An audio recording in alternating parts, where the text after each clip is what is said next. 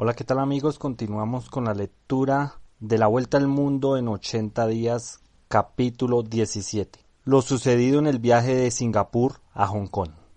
El detective y Picaporte se encontraron a menudo en cubiertas después de esta entrevista, aunque Fitz se mostró reservado y no intentó inducir a su compañero a divulgar más datos sobre el señor Fogg.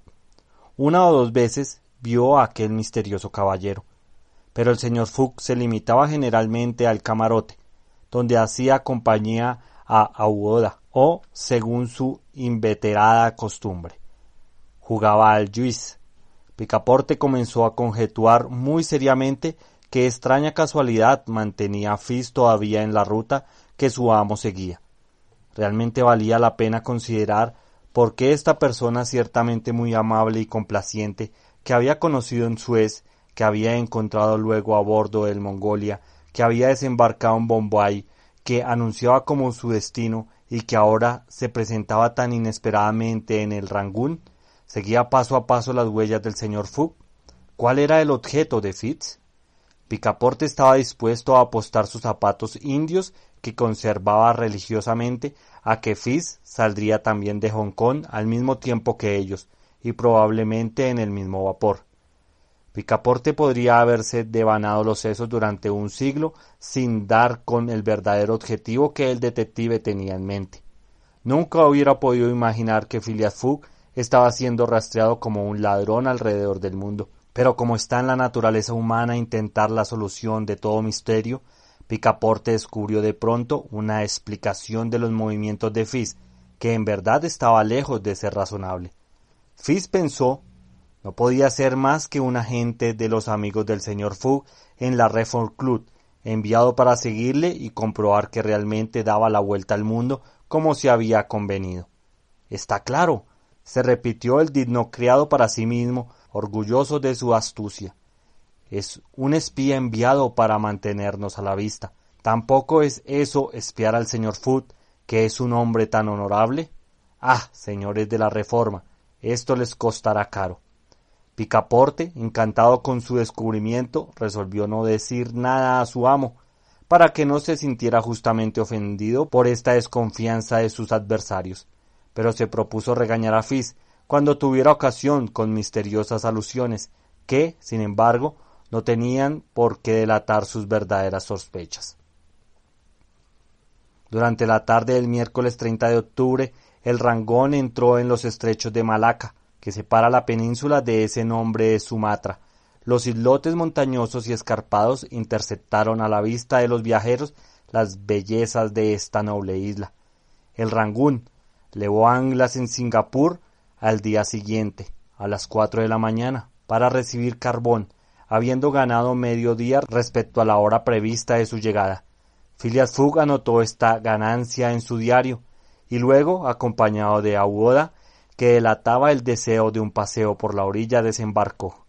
Fitz, que sospechaba todos los movimientos del señor Fogg, lo seguía cautelosamente sin ser él mismo percibido, mientras que Picaporte, riéndose en la manga de las maniobras de Fitz, se dedicaba a sus habituales recados. La isla de Singapur no tiene un aspecto imponente, ya que no hay montañas. Sin embargo, su aspecto no carece de atractivos.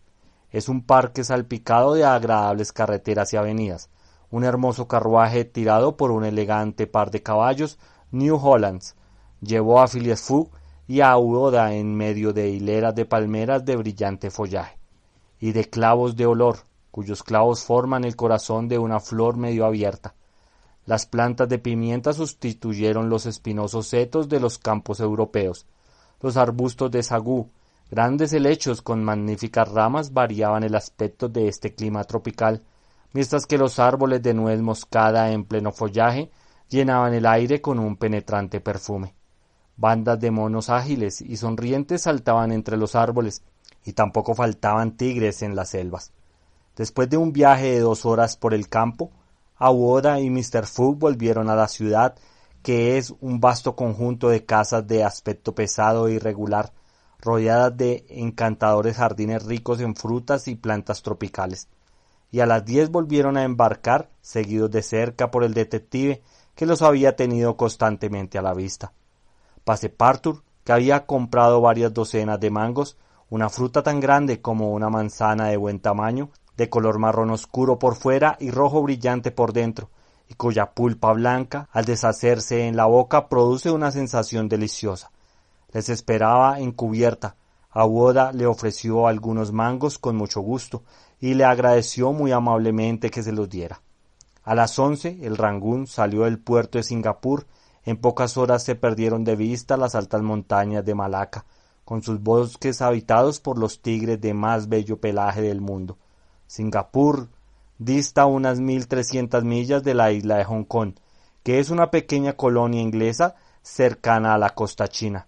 Phileas Fogg esperaba realizar el viaje en 6 días para llegar a tiempo al vapor que partirá el 6 de noviembre hacia Yokohama, el principal puerto japonés.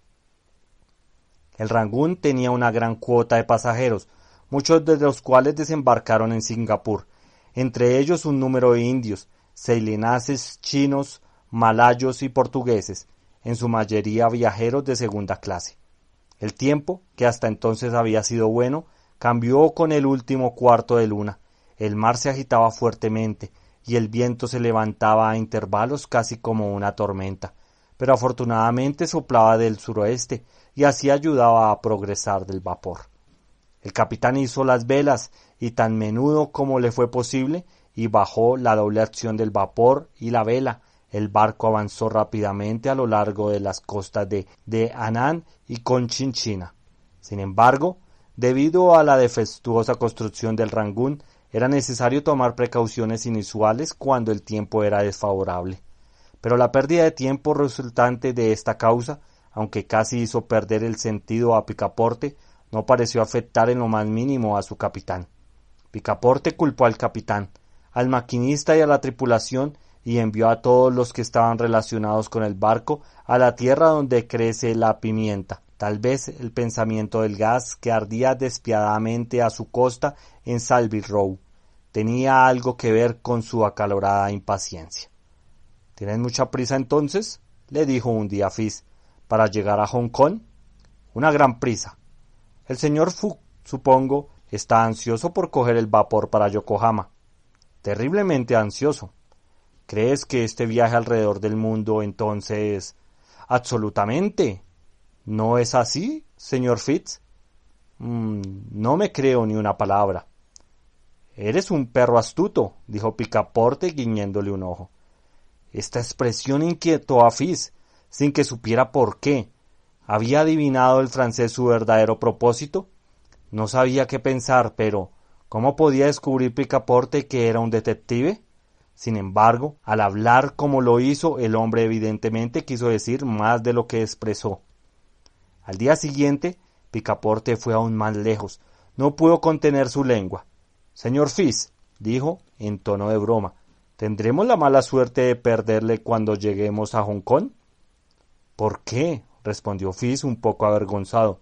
—No lo sé, tal vez. —Ah, si usted siguiera con nosotros, un agente de la compañía peninsular, ya sabes, no puede detenerse en el camino. Solo ibas a Bombay y aquí estás en China. América no está lejos y de América a Europa solo hay un paso. Fitz miró atentamente a su compañero, cuyo semblante era lo más sereno posible, y se rió con él. Pero Picaporte se empeñó en reñirle preguntando si ganaba mucho con su actual ocupación. —Sí y no —respondió Fitz—. Hay buena y mala suerte en estas cosas, pero debéis comprender que no viajo por mi cuenta. —Oh, estoy muy seguro de ello —gritó Picaporte riéndose a carcajadas. Fitz, bastante desconcertado, descendió a su camarote y se entregó a sus reflexiones. Era evidente que se sospechaba de él. De una manera u otra, el francés había descubierto que era detective. Pero, ¿se lo había dicho a su amo? ¿Qué papel estaba jugando en todo esto? ¿Era cómplice o no? ¿Se había acabado el juego? Fitz pasó varias horas dándole vueltas a estas cosas en su mente, pensando a veces que todo estaba perdido, persuadiéndose luego de que Fogg ignoraba su presencia, y luego, indeciso sobre curso era mejor tomar. Sin embargo, conservó su frialdad de espíritu, y al fin resolvió tratar claramente con Picaporte, si no encontraba factible detener a Fogg en Hong Kong y si Fogg se preparaba para abandonar aquel último punto de apoyo del territorio inglés. Él, Fitz, se lo diría todo a Picaporte. O bien, el criado era el cómplice de su amo, y en este caso el amo conocía sus operaciones y debería fracasar. O bien el criado no sabía nada del robo y entonces sus intereses serían abandonar al ladrón. Tal era la situación entre Fitz y Passepartout. Mientras tanto, Phileas Fogg se movía por encima de ellos con la más majestuosa e inconsciente indiferencia. Pasaba metódicamente en su órbita alrededor del mundo, sin tener en cuenta las estrellas menores que gravitaban a su alrededor. Sin embargo, había cerca lo que los astrónomos llamaran una estrella perturbadora, que podría haber producido una agitación en el corazón de este caballero. Pero no, los encantos de Aouda no actuaron, para gran sorpresa de Passepartout, y las perturbaciones de haber existido habrían sido más difíciles de calcular que las de Urano, que condujeron al descubrimiento de Neptuno. Cada día era una maravilla mayor para Picaporte, que leía en los ojos de Aouda la profundidad de su gratitud hacia su amo. Phileas Fogg, aunque valiente y galante, debía ser, pensó, bastante desalmado. En cuanto al sentimiento que este viaje podía haber despertado en él, era evidente que no había rastro de tal cosa, mientras que el pobre Picaporte vivía en perpetuos ensueños. Un día estaba apoyado en la barandilla de la sala de máquinas y observaba el motor cuando un repentino cabeceo de vapor sacó al tornillo del agua. El vapor salió silbando de las válvulas, lo que indignó a Picaporte. «Las válvulas no están suficientemente cargadas», exclamó. «No vamos a ir. ¡Oh, estos ingleses! Si fuera una embarcación americana, tal vez tendríamos que explotar, pero en todo caso deberíamos ir más rápido».